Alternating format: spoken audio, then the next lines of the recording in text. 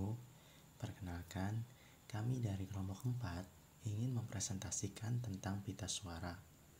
Apa sih yang kalian ketahui tentang pita suara? Ada apa aja dalam pita suara? Kami akan membahas semua tentang pita suara. Oh iya lupa, kami dari kelompok 4 beranggotakan 3 orang. Yang pertama, saya sendiri yaitu Khairul Anwar. Yang kedua, Rika Adrikamala. Yang ketiga, Munawaroh. Semoga hasil diskusi kami bisa bermanfaat bagi kita semua. Pita suara. Apa yang kalian ketahui tentang pita suara? Pita suara merupakan jaringan elastis di kotak suara atau laring yang terletak di pangkal tenggorokan. Ketika seorang berbicara atau bernyanyi, udara dari paru-paru keluar, melewati pita suara dan menimbulkan getaran. Itu yang disebut dengan pita suara. Dalam pita suara terbagi lagi menjadi 2. Yang pertama itu ada bunyi mati atau tak bersuara. Yang kedua ada bunyi hidup atau bersuara. Apa yang kalian ketahui tentang bunyi mati atau tak bersuara?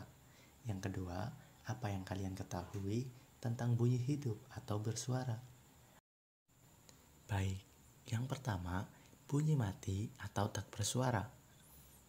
Bunyi mati atau tak bersuara adalah bunyi yang dihasilkan dengan pita suara, tidak melakukan gerakan membuka, menutup sehingga getaran tidak signifikan.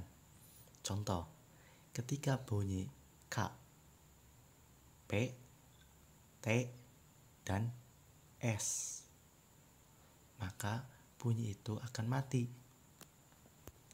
Kenapa disebut dengan bunyi mati? Karena bunyi yang dihasilkan pita suara tidak melakukan gerakan membuka, menutup, sehingga getaran yang dihasilkan tidak terlalu terlihat atau tidak signifikan pada pengucapan K, P, T, dan S. Yang kedua adalah bunyi hidup atau bersuara. Bunyi hidup atau bersuara adalah bunyi yang dihasilkan dengan pita suara melakukan gerakan membuka dan menutup secara cepat sehingga bergetar secara signifikan.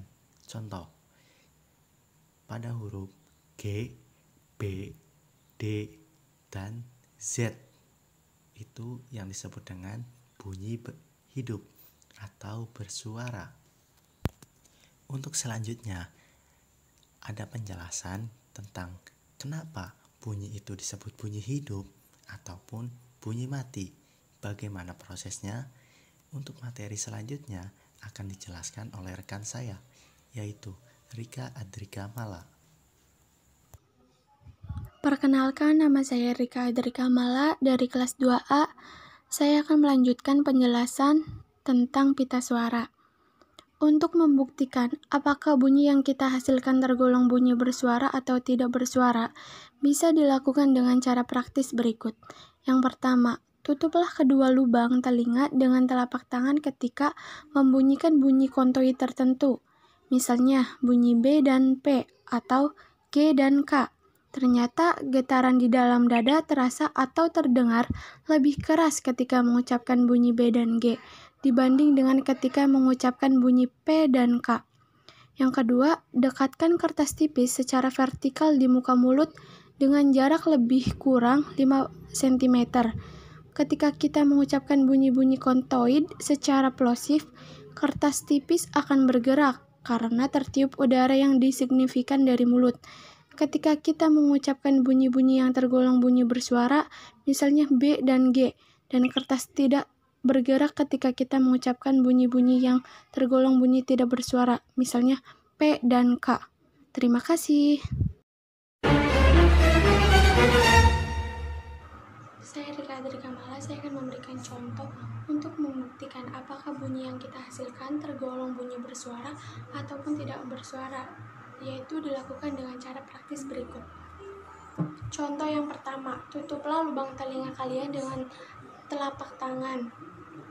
ketika membunyikan kontoi tertentu, misalnya bunyi B dan P atau G dan K, B dan P, G dan K. Ternyata getaran di dalam dada terasa atau terdengar lebih keras ketika mengucapkan bunyi B dan G dibandingkan ketika mengucapkan bunyi P dan K. Contoh yang kedua, dekatkan kertas tipis ke muka mulut dengan jarak kurang lebih 5 cm. Kertas tipis akan bergerak karena tertiup udara yang disignifikan dari mulut. Ketika kita mengucapkan bunyi-bunyi yang tergolong bersuara, misalnya B dan G, kertas tipis akan bergerak karena tertiup udara yang disignifikan dari mulut. Ketika kita mengucapkan bunyi-bunyi yang tergolong bersuara, misalnya B dan G, kertas ini akan bergerak. Sedangkan ketika mengucapkan bunyi-bunyi tidak bersuara, kertas ini tidak bergerak. Misalnya P dan K, kertas ini tidak bergerak.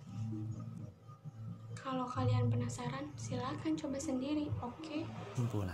Kesimpulan apa yang kalian bisa ambil dari materi yang kami presentasikan?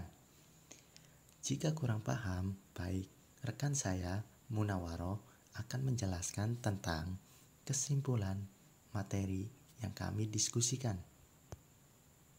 Baik, saya Munawaro. Jadi kesimpulan dari materi pita suara adalah pita suara merupakan jaringan elastis di kotak suara atau yang sering disebut dengan laring yang terletak di pangkal tenggorokan. Ketika seseorang berbicara atau bernyanyi, udara dari paru-paru keluar melewati pita suara dan menimbulkan getaran. Pita suara dikelompokkan menjadi dua, yaitu bunyi mati atau tak bersuara dan bunyi hidup atau bersuara. Pita suara juga berfungsi memproduksi suara, yaitu menggetarkan udara yang datang dari paru-paru untuk membentuk suara. Mencegah tersedak, yaitu mengontrol saat menelan makanan dari mulut ke dalam tenggorokan. Dan juga sebagai pengendalian udara, yaitu mengontrol jumlah udara yang dikirim dan dibebaskan dari paru-paru.